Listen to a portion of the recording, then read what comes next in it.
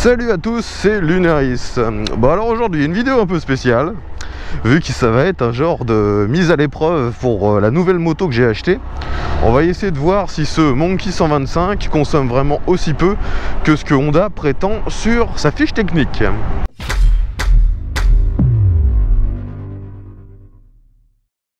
Donc les amis, si vous avez suivi mes derniers lives, vous savez probablement que je me suis acheté cette petite Monkey 125, une machine toute petite, toute mignonne, et Honda revendique sur la fiche technique une consommation moyenne de 1,5 litres au 100, autant dire quasiment rien du tout. Donc aujourd'hui, le but, ça va être de mettre à l'épreuve justement cette consommation. Je vais essayer d'aller au bout du réservoir. C'est pas un gros réservoir, il fait 5,6 litres. Mais logiquement, si on suit la fiche technique, 5,6 litres, ça devrait me permettre de parcourir 370 km. Alors, pour ce défi, bien sûr, je ne vais pas vous faire vivre 370 km non-stop. La vidéo durerait bien trop longtemps et ce serait tout à fait inintéressant. Ce que je vais vous montrer, c'est la fin de ce test. Donc bien sûr, j'avais fait le plein de ce réservoir et j'ai déjà parcouru à peu près 260 km.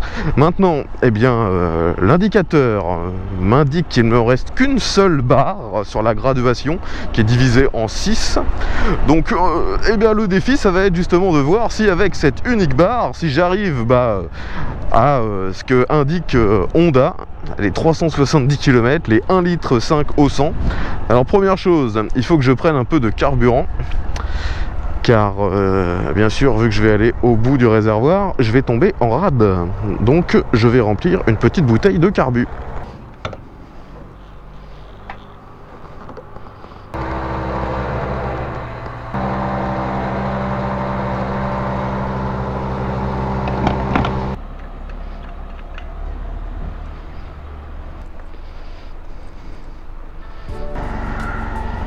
Donc voilà, maintenant le but ça va être de rouler le plus longtemps possible et de voir quand est-ce que cette machine va s'arrêter. Donc pendant ce test, je vais essayer de rouler le plus souvent aux vitesses légales. Ici c'est limité à 80, je roule tout simplement à 80. Alors j'ai le dernier voyant de la réserve qui vient de s'allumer et j'ai lu sur le manuel que lorsque ce voyant se mettait à clignoter, c'est qu'on arrivait donc sur vraiment la réserve et que celle-ci contient 1,8 litre de carburant. Vu qu'ils annoncent une consommation d'1,5 litre au 100, logiquement, je devrais réussir à arriver aux 370 km d'autonomie, vu que là je suis déjà à 273. Peut-être que ça fait vraiment 1,5 litre au 100. Hein. C'est tellement maniable à chaque fois, j'ai l'impression que je vais tomber. J'ai pas l'habitude.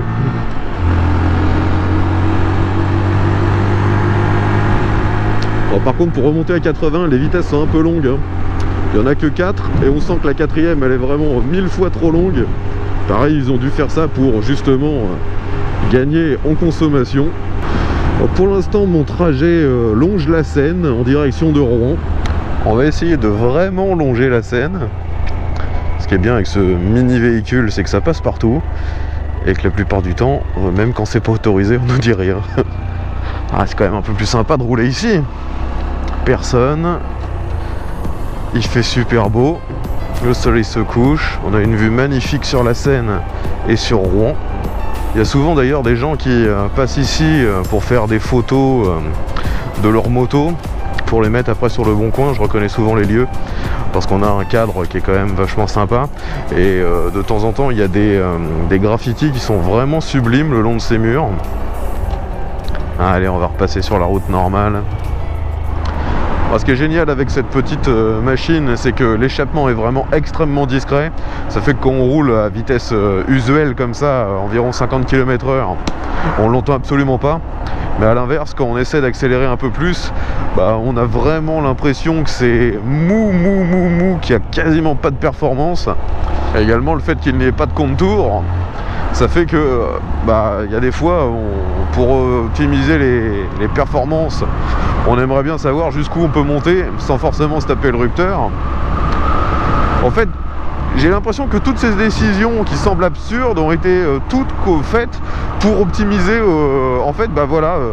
l'éco-conduite, pour que les gens ne soient jamais incités à bourriner, quoi. Et me voilà dans Rouen. Bon, je pense qu'on peut difficilement faire une machine plus adaptée à la ville que cette petite Monkey. Alors certains pourraient imaginer que cette Monkey pourrait sembler dangereuse parce que c'est une toute petite moto, mais en fait on est assis suffisamment haut, donc c'est pas gênant du tout. On est comme avec n'importe quelle moto en fait. Bon, alors par contre pour la remontée de fil, c'est juste du bonheur. Et nous arrivons près de la place du Vieux Marché, là où a été brûlée Jeanne d'Arc. Ils ont construit une église à cet endroit-là. L'église qui est loin d'être très très jolie d'ailleurs.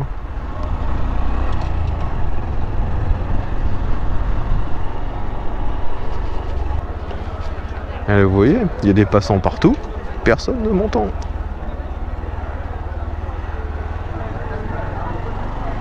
Un Twizy, ça faisait longtemps que j'en ai pas vu un. Il y a bien qu'en ville qu'on peut voir un truc aussi inutile. Bon, il va falloir que je sorte de la ville parce que c'est pas ici que je vais claquer du kilomètre, moi.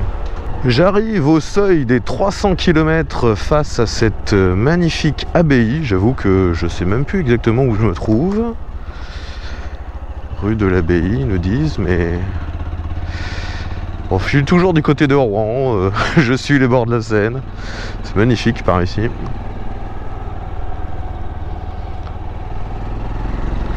Enfin voilà, le seuil des 300 km est à l'instant dépassé.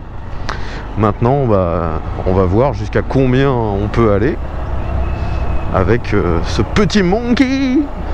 J'espère que la qualité d'image pour vous est encore satisfaisante parce que clairement, d'ici quelques minutes, il fera totalement nuit.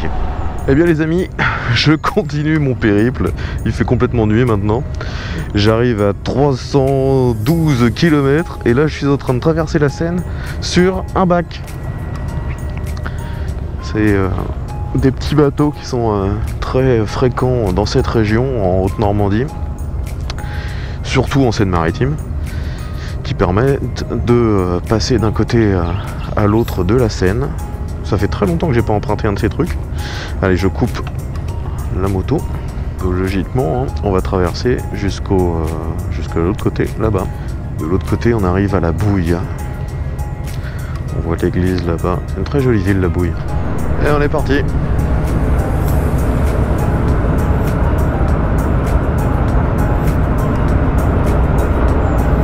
À cette heure-ci, il n'y a pas grand monde, hein.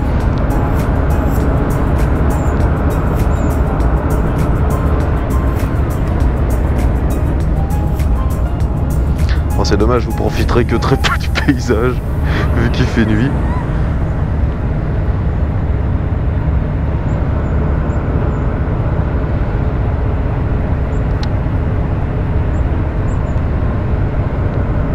J'adore prendre les bacs, je trouve ça reposant. Allez, on monte sur la bête.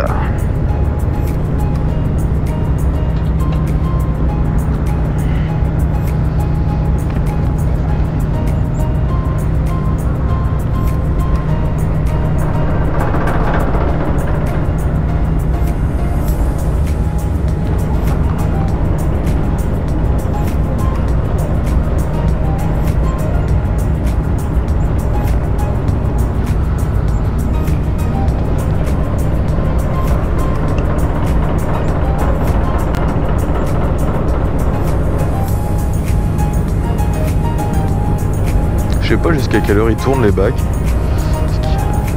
Ouais, là il doit être 21h, 22h.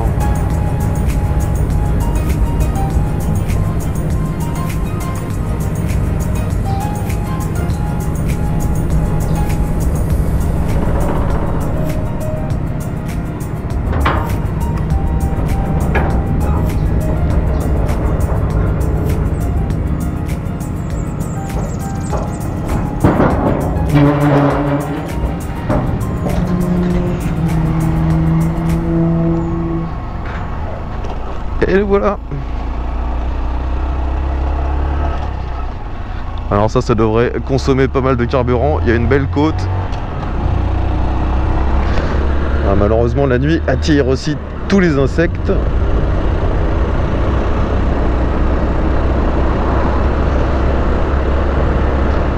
L'éclairage n'est pas dingue sur cette moto, il faut absolument se mettre en feu de route pour réussir à voir quelque chose. Et le problème c'est que le petit voyant bleu qui indique le feu de route, il est trop puissant. Ça m'éblouit presque. C'est dans mon champ de vision, c'est désagréable. Il faut aussi que je fasse attention aux animaux, parce que tout à l'heure, en plein milieu d'une plaine, il y a un énorme sanglier qui est passé devant moi. Bon, heureusement, il n'y avait pas de danger, il était suffisamment loin, il était tout seul, mais le sanglier, il était plus gros que moi et la moto, quoi. Bon, alors là, je me lance encore dans un truc. Je passe la Seine par un pont qui n'est normalement pas autorisé aux véhicules. C'est un truc qui est fait pour les piétons, et de l'autre côté de cette paroi en métal, ça doit être une voie ferrée. C'est la première fois que je passe par là, en plus complètement de nuit. C'est assez intriguant, il n'y a personne. Et quand je vous disais que l'avantage de ce petit véhicule, c'est que ça passe partout et que c'est tellement discret que personne ne vous embête, là j'ai croisé quelqu'un qui prenait son chien, je lui dis bonsoir, il me répond, il n'y a aucun problème. Tout le monde s'en fout que je passe par là, quoi. Et moi ça me fait gagner énormément de temps de trajet. En fait c'est un endroit qui est aménagé pour les vélos, hein. C'est pour ça que avec un tout petit véhicule comme ça passe sans problème, il n'y a pas de marche, il n'y a pas de difficulté. Bon, bah, j'arrive maintenant à 324 km, eh bien on continue. J'essaie toujours de passer par des petits chemins sympas pour me rapprocher de chez moi. Allez.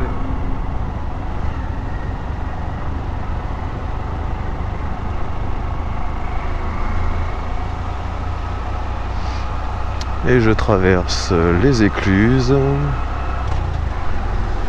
Il n'y a personne à cette heure-ci.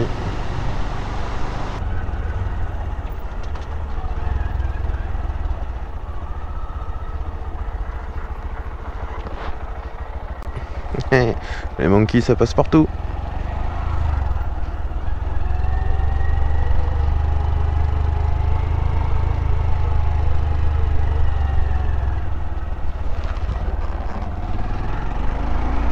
Bon les amis, j'arrive à 346 km, je suis bientôt revenu chez moi et c'est toujours pas en panne. Ça consomme rien ce truc. Bon, clairement les amis, je ne pensais pas qu'on irait jusqu'aux 370 km théoriques. Je pensais qu'on allait tomber en panne bien avant ça. Et bah, je me suis gravement trompé. Donc je rentre chez moi, il me reste que quelques kilomètres. Et puis ensuite, je recommence demain pour voir jusqu'où je vais pouvoir aller avec cette Monkey et son réservoir de 5,6 litres. C'est vraiment hallucinant, quoi. Bon les amis, deuxième jour pour ce test, voir jusqu'où je peux aller avec mon plein. Donc hier j'ai fini à 349,5. Maintenant on arrive dans la dernière ligne droite. Je me remets en route et on va voir jusqu'où on peut aller. Je rappelle que théoriquement je devrais tomber en panne sèche à 370 km. Donc là je suis juste à côté des écluses que j'ai empruntées hier soir.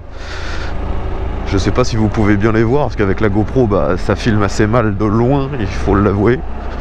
Et malheureusement je n'ai plus mon drone pour vous faire des plans sur les écluses, c'est bien dommage. Toujours pas mal de péniches par ici à côté des écluses, ça paraît logique.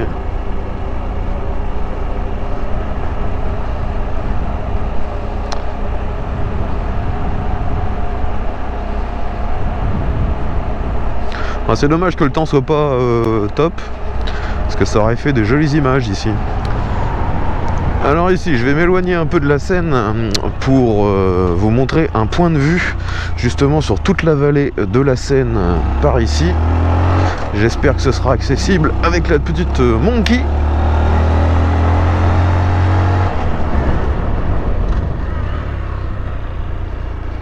Bon déjà d'ici c'est relativement joli, mais c'est pas le véritable point de vue.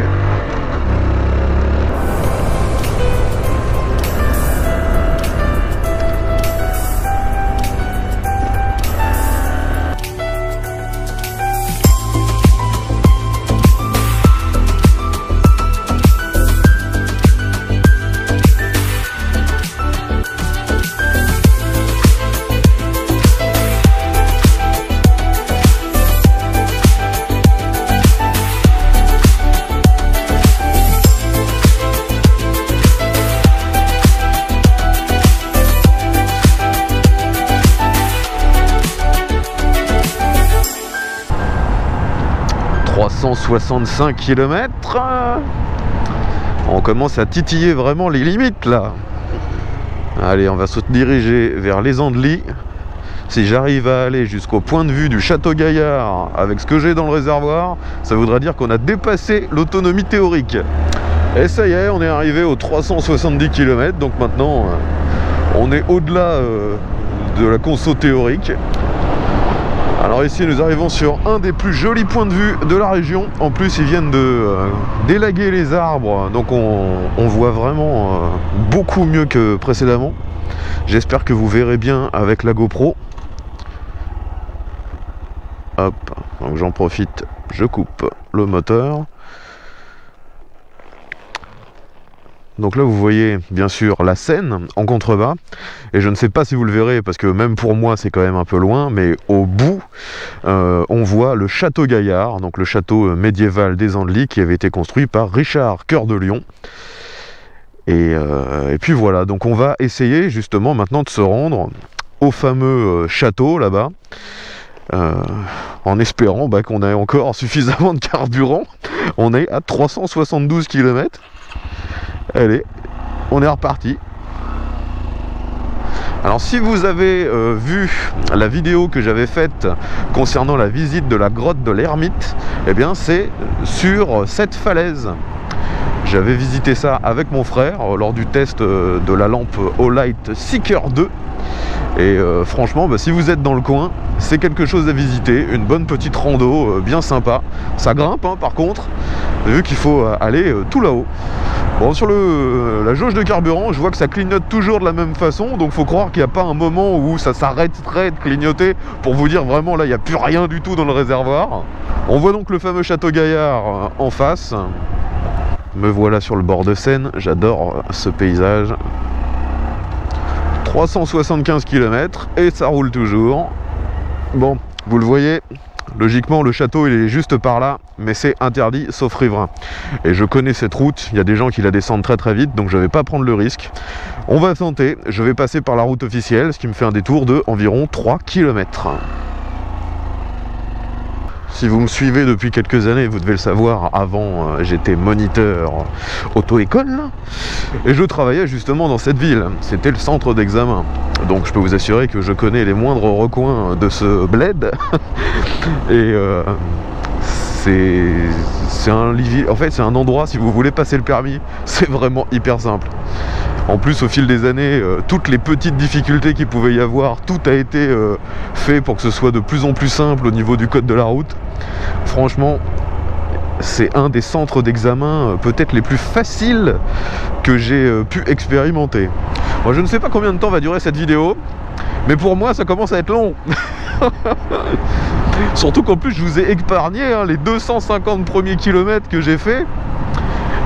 C'est hallucinant, franchement. Jamais j'aurais pensé que j'aurais pu aller si loin avec 5 litres 6.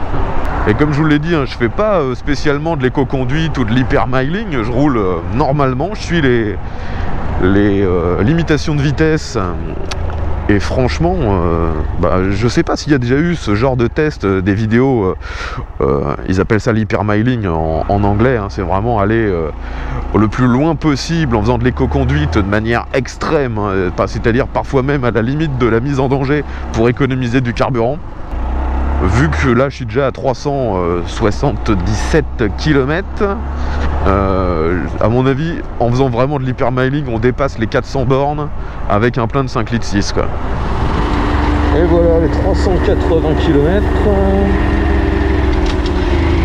on va arriver tranquillement sur le Château Gaillard.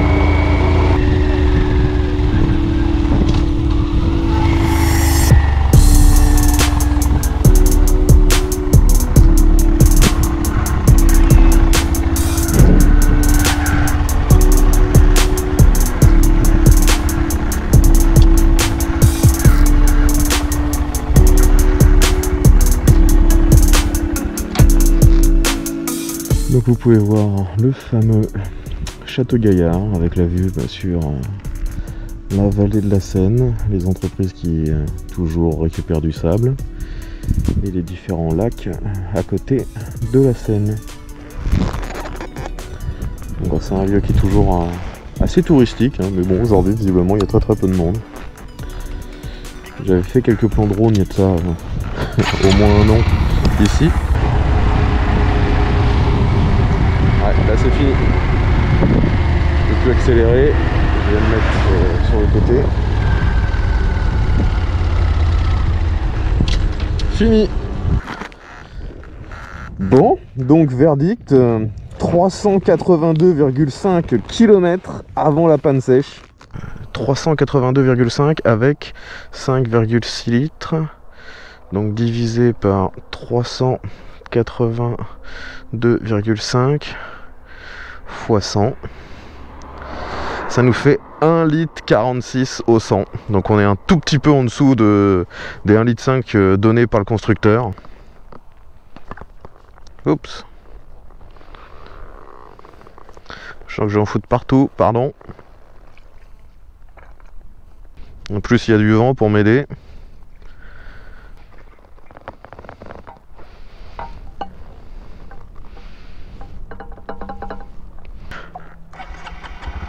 Et voilà, ça repart direct.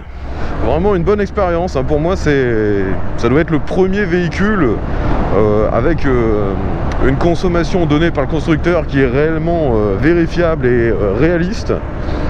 Bon, je me doute que quelqu'un qui serait tout le temps à fond va consommer forcément plus, et on va très certainement arriver dans les 2 litres au 100. Mais donc, même en roulant comme un dingue, on est à 2 litres, c'est du délire. 1 litre 5 en roulant normalement.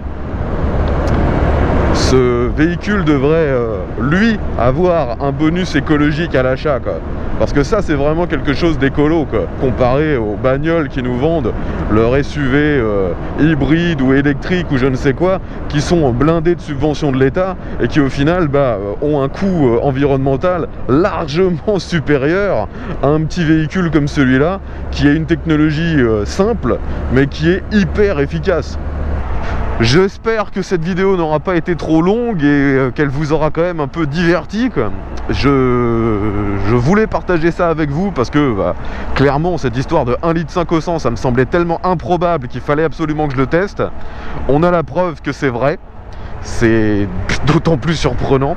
Si vous aussi vous avez des véhicules comme ça qui consomment autant que ce qui est donné par le constructeur, voire moins, n'hésitez pas à l'indiquer et nous donner bien sûr la référence du véhicule et aussi votre manière de conduire, hein, parce qu'on se doute bien que quelqu'un qui roule très fort va forcément consommer beaucoup plus. Et si vous connaissez un véhicule qui consomme encore moins que celui-là, avec des performances à peu près identiques, hein, d'aller pas me sortir un truc genre qui se balade à 10 km/h au max, ça n'aurait aucun intérêt. Donc voilà, je mets fin à cette vidéo. Si elle vous a plu, pensez à mettre un petit pouce vers le haut, partagez-la sur les réseaux sociaux comme d'habitude. J'essaierai à l'avenir de refaire ça si ça vous a plu, tout comme je ne le referai pas si vous me dites que ça ne sert à rien. Allez, à bientôt, mais à tous.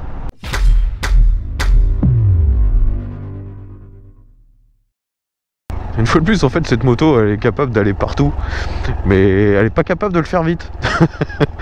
Et c'est pareil dans les chemins. C'est peut-être même encore pire dans les chemins.